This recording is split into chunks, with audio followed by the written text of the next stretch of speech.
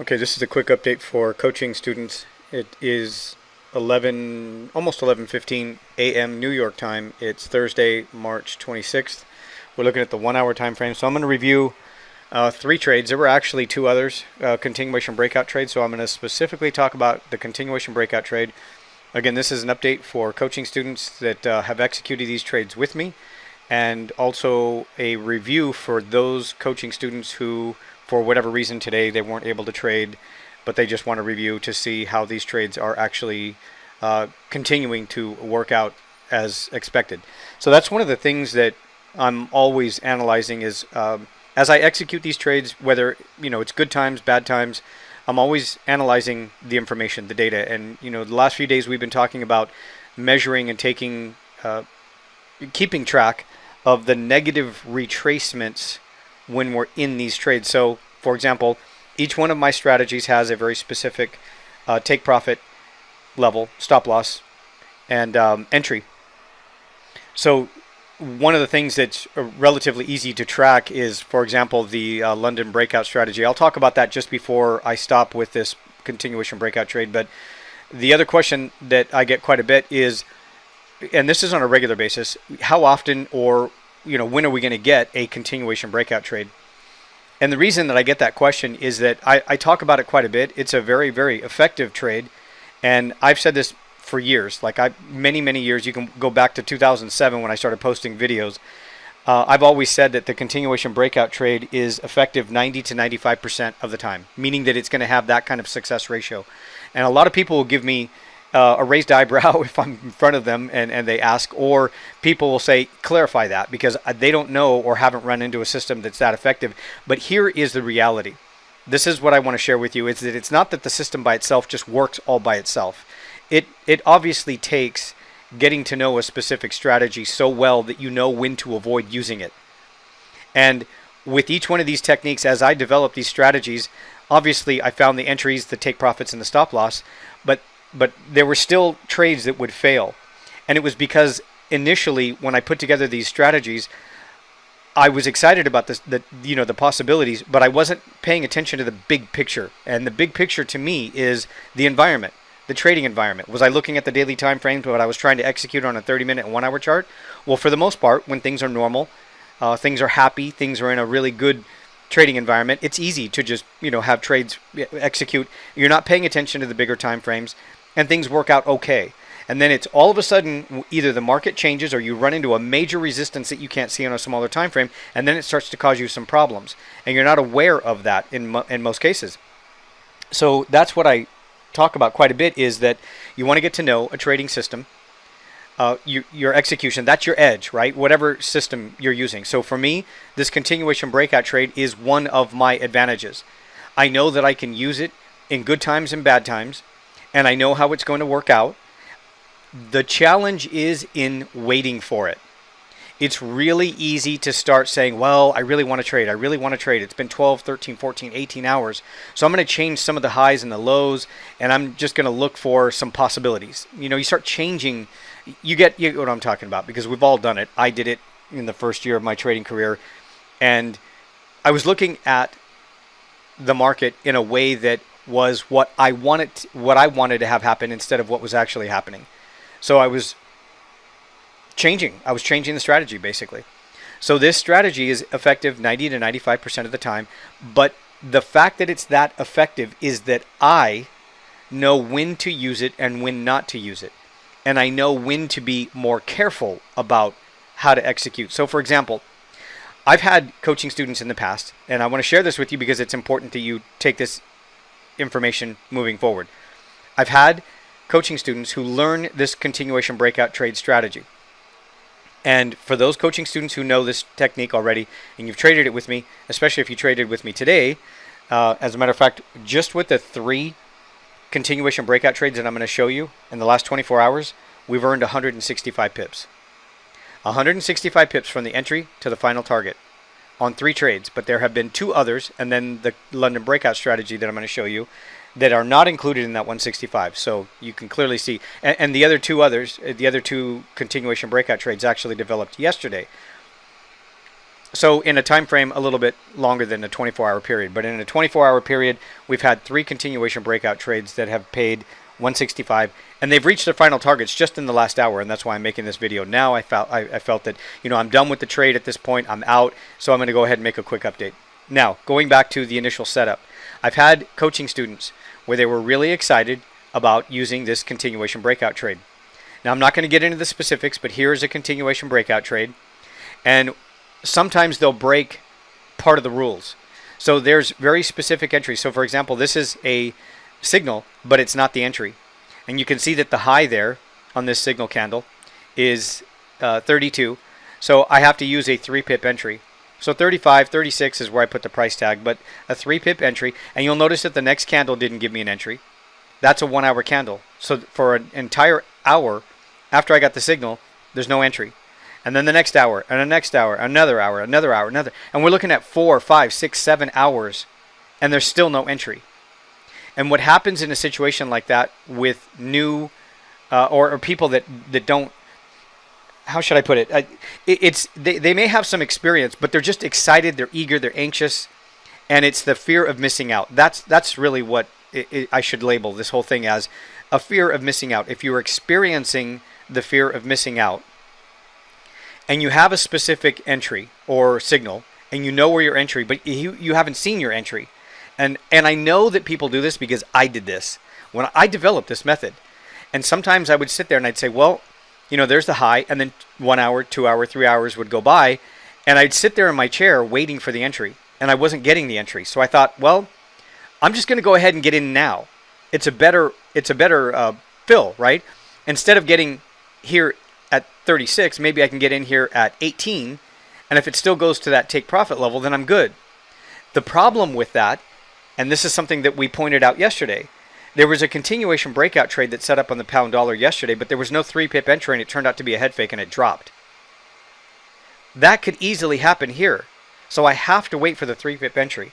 So sometimes people will just get in.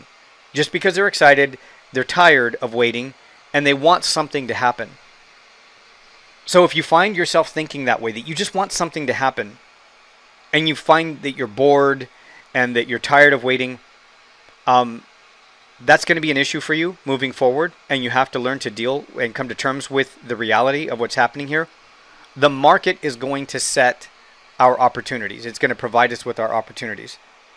And I had to change my mindset. I used to think that way. I used to think, I'm tired of waiting. When is this going to happen? I'll go ahead and get in now. It's got to work. I was thinking all of these thoughts. So if you're thinking those thoughts, they're destructive. It's going to lead to you blowing up your trading account. I blew up 2 trading accounts in the beginning of my trading career. After the second one, it was a small account, but I decided there's no way I'm doing this again. Like, why would I continue to behave this way? It's not going to get me the results that I want. What I want is to make money, and I want to make money forever as long as I can in this business. So I had to change my mind, my thinking, my mindset. I had to stop thinking like that. I had to stop allowing myself to become bored because the market wasn't providing me with what I wanted it to do.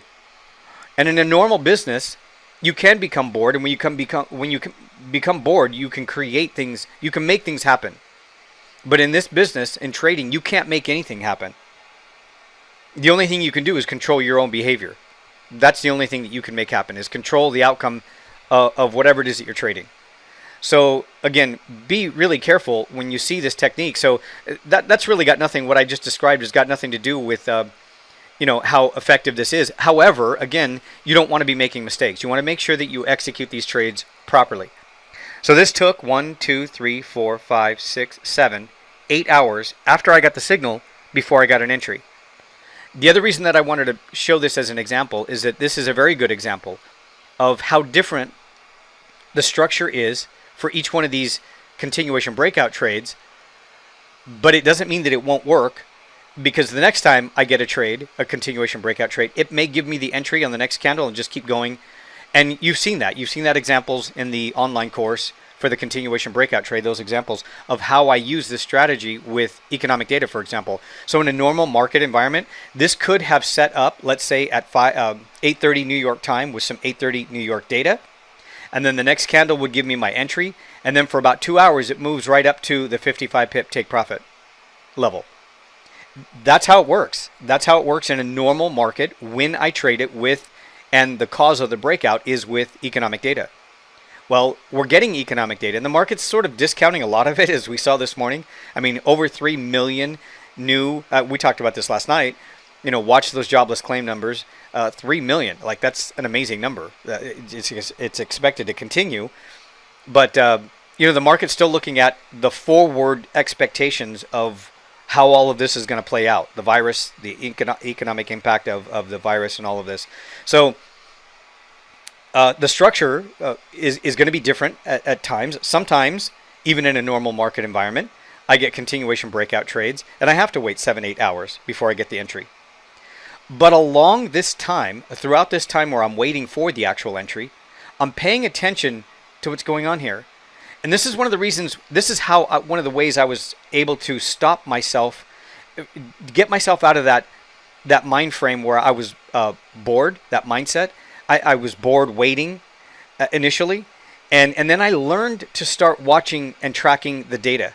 And that changed, that gave me something to do.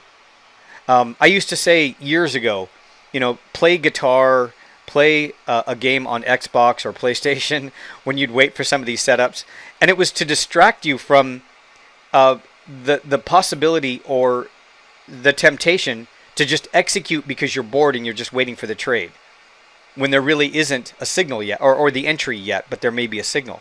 Because you don't know what can happen. We really have to, with this technique, we really have to honor and respect and wait for that 3 pip entry. It keeps you out of trouble. Look at yesterday's video with the pound dollar. If you would have just fired off the trade, you would have lost, because there was no 3 pip entry given.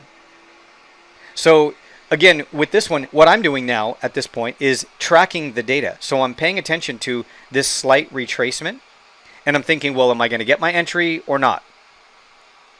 And what you'll see here is that price comes back down and tests the resistance level that it broke out of, which is an extremely common behavior. It's an extremely common pattern. And then a few hours later, it retests it again and holds. So throughout this time, I'm watching. I have alerts to warn me when price comes back up towards my 3 pip entry. And I'm paying attention to how structured the retracement is. Does this mean when it's pulling back that it's not going to work? Well, inexperienced traders ask me that, and they expect that. They think that's it. It's over. It's time to start selling. They're getting bearish candles in here. But when I see a breakout and I have correctly identified the resistance level or the support level, this is what happens. It just retests the level that it broke out of. And it'll do that to the upside when it's breaking out to the downside. Same thing. So throughout this process, I'm analyzing this information and thinking, is this all unfolding as I expect it to? Are things moving as I expect it to, according to this particular strategy?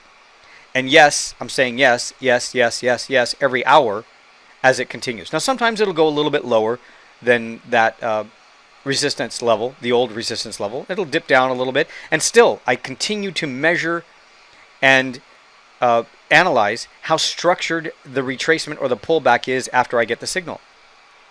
Because there's nothing here that would indicate to me that this signal, this continuation breakout trade, should be canceled.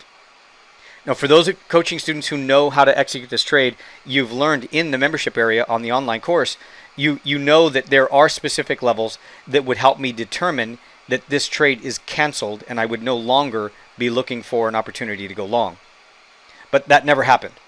So here, again, the entry, 36, 35, and then there's the final target right up there at 1.0992. And right now it's going through 15. Sometimes it will do this.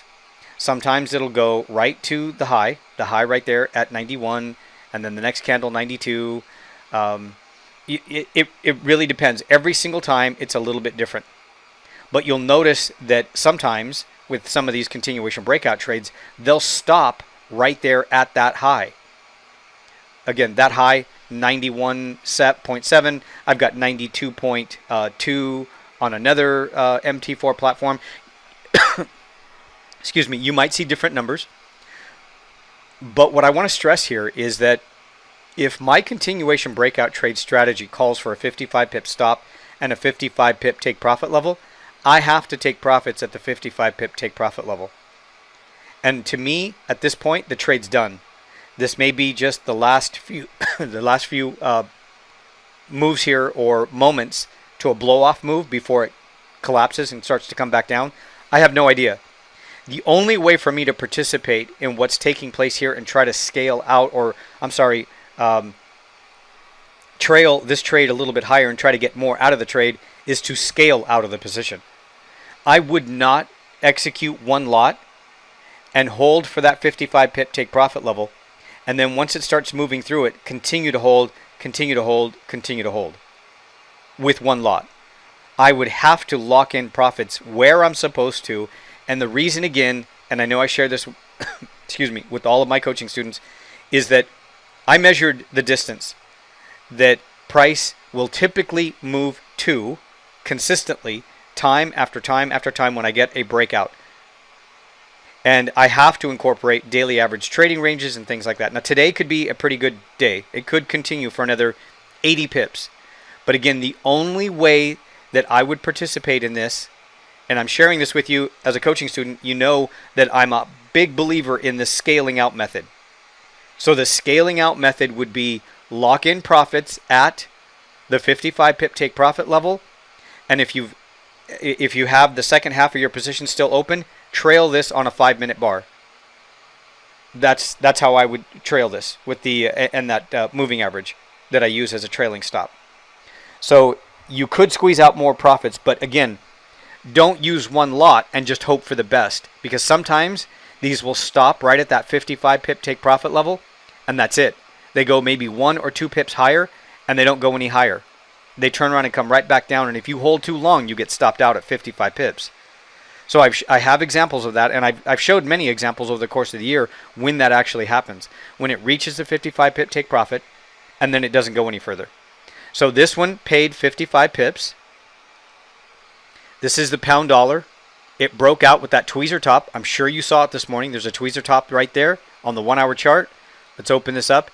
You can see that these candles look small, and the movement was much faster than the euro dollar. Each one of them is going to move differently. But these candles are covering a big distance. If you look at that 1-hour candle right there, the last one that's already closed, that has a high of 1.2065 and a low of 1974. That's a big candle in a 1-hour time frame. In a normal trading environment, we wouldn't see numbers like that. We wouldn't see a distance like that on a 1-hour chart unless something is taking place. And this is pretty normal lately here with the pound dollar. So this one gave us our entry here, the 3 pip entry, 1998, and then the target was 53. And that candle went as high as 65. And again, sometimes they will continue to move up a little bit higher. And the only way that I would take advantage of this movement, this continued trending movement, is I have to scale out first at the 55 pip take profit level and then trail it higher. So I have to have the ability. So how do you have the ability to trail this higher?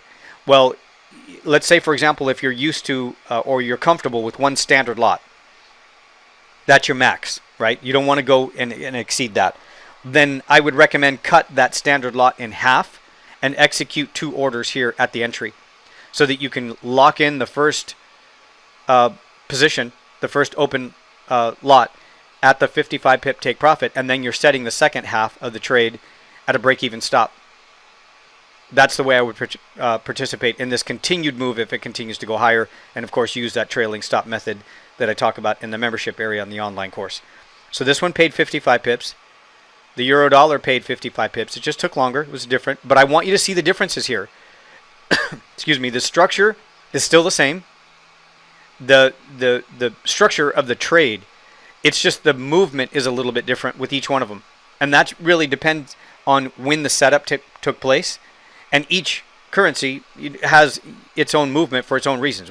You know how that works. The other trade here was the dollar yen. Dollar yen hit 55 pip take profit. That was within the last 24 hours or more.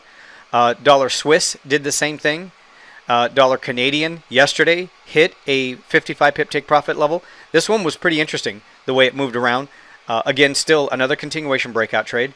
So 3 trades here in the last, just in the last 18, 19 hours. And they've hit for a total of 165 pips. Nothing was out of the ordinary with these trades. 55 pip take profit, 55 pip stop loss. They work just fine. Again, there wasn't an entry here on the euro dollar for 8 hours. There was no entry after the signal here where I'm moving my cursor. All it was just a retracement and a retest of the support level that it broke out of, which is extremely common. And when you see that happen, it's a structured, measured retracement. We know that it's happening and taking place as we expect it. Sometimes I do get the 3 pip entry, and then it'll go maybe 11, 12, 17 pips, but it doesn't hit the 55 pip take profit, and then it'll roll over, retest that support level. And again, I'm paying attention to how that retracement, how structured it is, making sure that it's doing what I expect it to do. Because if things start moving in a way that I don't understand or I don't expect, then I need to prepare myself for things to change and shift, and I need to close out the position or take whatever profits are available.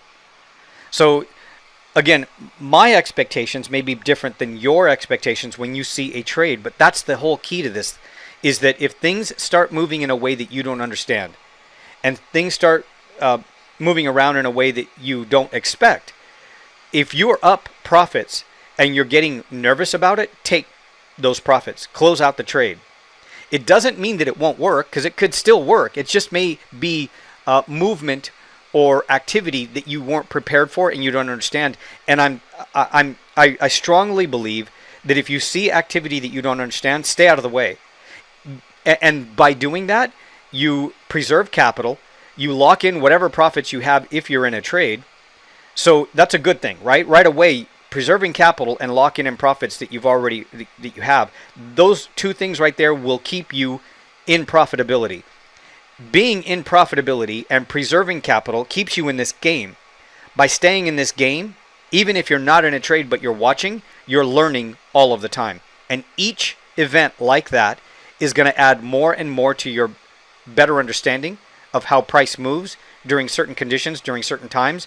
And it gives you the opportunity to start to study and analyze the data. And sometimes when I say that to new coaching students, they'll say, what kind of data are you talking about that should we analyze? Well, let's take, for example, we get into the trade here with the 3 pip entry. It took 8-9 hours, and then start noticing the negative retracements, which means once you're in the trade and there's some kind of a pullback, how negative is that retracement? Record that. If it's 12 pips this time, you're thinking, okay, that's a good trade. My stop's at 55, but it only went against me 12 pips. That's great. Timing was good. Pay attention to the hour. Paying attention to the time. Was there economic data? Record all of that data when you get into these trades. These are the notes that I take as I execute each one of these trades. Pound dollar. We get into the trade. We get our entry. There's a negative retracement. Our entry here was at 98, and that candle went as low as 64. Again, 55 pip stop loss. We don't have to worry about it, but this one had a deeper negative retracement than some of the others this morning. But it's still working out just fine. Everything's okay. We would expect a deeper negative retracement on the pound dollar. Again, is this normal? If I look at it and say, well, wow, that was a 32, for example, if it went against my position by 32 pips, but the euro dollar went against me, let's say 12 pips, there's no cause for alarm if I'm paying attention to the data, because it's relative to this currency pair. This currency pair, as I measured and mentioned moments ago, we're looking at 100, 120, 80, 90 pip trading ranges in a 1 hour candle from the high to the low. That's pretty big. That's not typical. But it is expected in this current market under these conditions. So the retracement obviously would likely be a little deeper than it would, let's say, with the euro dollar, if the euro dollar is not covering distances like that in a 30-minute or 1 hour. So that's what I'm getting at. Take a look at this data and analyze this data. Be objective. Don't look at it from a panicked point of view. You want to look at what's happening, not what you want to have happen. And if you find yourself thinking that way, that you're still frustrated with the data, you're still struggling with the information. You're still struggling with your position. And you have to work that out. You have to work it out. You really should. You hear them say all the time, try to trade with no emotions. Well, I got to tell you, every time I lose, I'm pretty emotional. I don't like it. And the way that I've been able to control that is to do everything that I just described. Wait for my entry. Analyze the data. Keep myself busy paying attention to what price is doing and what the market's doing, not what I'm thinking about. I'm not spending too much time thinking about what I want to have happen. I'm just looking at the data. I could care less if it goes up or down. I just want an opportunity. Obviously, I care if I'm in a trade and I'm trying to trade it long, but you get my point. The setup or the direction or what's happening in the overall bigger picture, I can't control that. I can only analyze and study the data. So that's where I keep myself from being bored. I just sort of, I guess you could say it's really myopic, right? In certain areas of trading, my focus tends to be really, really pinpoint, where I need to, avoid or prevent myself from thinking in those terms of I'm going to get angry if I lose on a trade. I want it to do what I want it to do, that kind of thing. You get my point, though. I think I've harped on that enough. But it's important. You're going to hear me talk about it again, and I'll be talking about it for the next 10, 20 years if I continue to share my trading strategies, because there's always somebody new who needs to hear it again.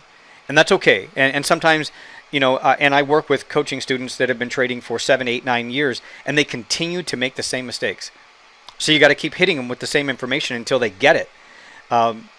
Pain, obviously, financial pain hopefully will help, but sometimes it doesn't. Sometimes people will continue to behave in the same way until they blow up their trading accounts. You would think that the financial pain would sting enough and cause enough pain that they would stop it, but it's not. It doesn't always work.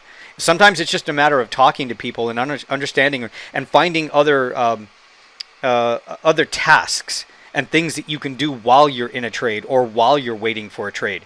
What do I do when I'm waiting for a trade? What do I do when I'm in a trade?